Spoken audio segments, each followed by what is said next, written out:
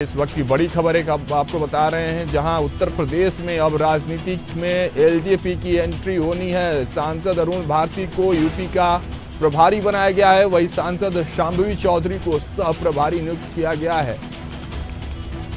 LJP के आने से सबसे बड़ा इफेक्ट अगर किसी पर पड़ेगा तो समाजवादी पार्टी, उसके साथ ही आकाश आनंद और युवा दलित नेता के तौर पर जो उभरे नगीना से सांसद हैं चंद्रशेखर आजाद, इनकी मुश्किलें बढ़ते नजर आएंगी, क्योंकि ये तीनों पार्टियां दलित और पिछड़ों की बात करती हैं।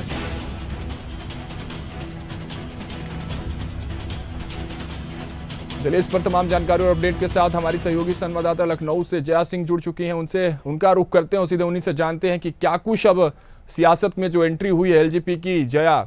क्या कुछ नजर आएगा, अब समीकरण बदलते नजर आएगा उत्तर प्रदेश की, क्योंकि ये जो तमाम पार्टियां थी, चाहे वो चंद्रशेखर हो, आकाश आनंद हो या समाजवादी पार्टी हो, सभी दलितों की बात करती थी, पिछड़ों की बात करती थी, और इसी बीच जब एलजेपी की एंट्री हो रही है उत्तर प्रदेश की राजनीति में, तो क्या कुछ समीकरण जो है अब राजनीति की बदलते उत्तर प्रदेश में नजर आएगी? जया।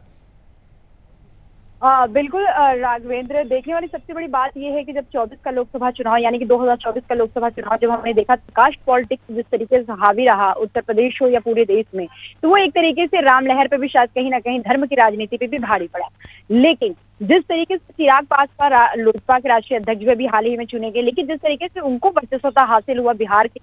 लोकसभा के सीट पे, पांचों के पांचों सांसद 100% स्कोर रेट देके गए वो सांसद में, कहीं ना कहीं उनका भी उत्साह एक तरीके से बढ़ता नजर आ रहा है। और उनको भी लगता है कि जिस जाति की राजनीति वो करते हैं, क्योंकि दलित वर्ग का एक आबादी है उत्तर प्रदेश में, 22% आता है, जिसमें 10% आपका जाटो समाज से आते हैं, गैर जाटो 12% आते हैं। लेकिन दलितों में अगर आप पासी समाज की फीसदी को देखेंगे तो उनका 16% कम से कम उनका 1% आता है। तो कहीं ना कहीं चिराग पासवान यानी कि लोजपा को भी लगता है कि बिहार के साथ साथ उत्तर प्रदेश के भी पॉलिटिक्स में अगर हम जाए तो कहीं ना कहीं हमारा जमीन जो है वो मजबूत हो सकता है। और सबसे बड़ी खतरे की घंटी अगर किसी को है तो सबसे बड़ा ज्यादा देखा जाए तो समाजवादी पार्टी, क्योंकि पीडीए की राजनीति अब करने शुरू कर दी। एनडीए को चुनौती पीडीए से दे रही है, पिछड़ा दलित और अल्पसंख्यक की राजनीति वो कर रही है। मायावती जो कि दलित वोटर्स की सबसे बड़ी रहनुमा मानी जाती है, मायावती के लिए भी एक चुनौतीपूर्ण है। सबसे ज्यादा नए राजनीतिक तौर पर एक युवा चेहरे पे आजाद समाज पार्टी के चंद्रशेखर आजाद को भी आप देख लीजिए, नगीना से सांसद चुने गए, उनके लिए भी चुनौतीपूर्ण स्थिति। हालांकि ओम प्रकाश राजभर, संजय निषाद को भी कहा जा रहा है,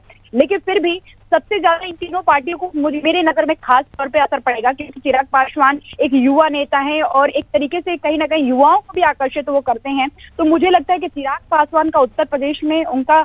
यहाँ पे सहभागिता और उनका एक वर्चस्वता बढ़ना और उनका यहाँ पे आगमन होना, और जिस तरीके से उन्होंने प्रभारी नियुक्त किया, जमुई के सांसद हैं अरुण भारती, उनको यहाँ पे उनके करीबी भी माने जाते हैं, उनको यहाँ पे उत्तर प्रदेश का और झारखंड का भी प्रभार साथ में दे दिया है। शांभवी चौधरी जो कि सबसे कम उम्र की है, 30 के अंदर है,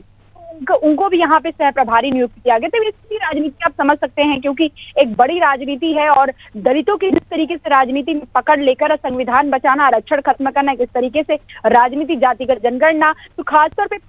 पॉलिटिक्स जिस तरीके से हावी हो रहे, तो मुझे लगता है कि 10 विधानसभा सीटों पे उपचुनाव तो होने ही होने हैं, और उससे पहले तो विधानसभा के उपचुनाव, उसके बाद जो 2027 का विधानसभा चुनाव होता है, चिराग पासवान कहीं ना कहीं भारतीय जनता पार्टी के भी नाक में दंग कर देंगे। हो सकता है कि सीटों का डिमांड आने वाले समय में यहाँ पे भी वो रख दें, क्योंकि उनकी वर्चस्वता बढ़ती जा रही है। सहयोगी पार्टियों में जिस तरह से एंट्री हुई है, बहुत बहुत धन्यवाद आपका तमाम जानकारियों के लिए। जिस तरह से एलजेपी की एंट्री होने वाली है और कह सकते हैं कि अब होने ही वाली है उत्तर प्रदेश की राजनीति में, इसका ऐलान भी हो गया, क्योंकि सांसद अरुण भारती को यूपी का प्रभारी बना दिया गया, उसके साथ ही सांसद शांभवी चौधरी को सह प्रभारी नियुक्त किया गया है।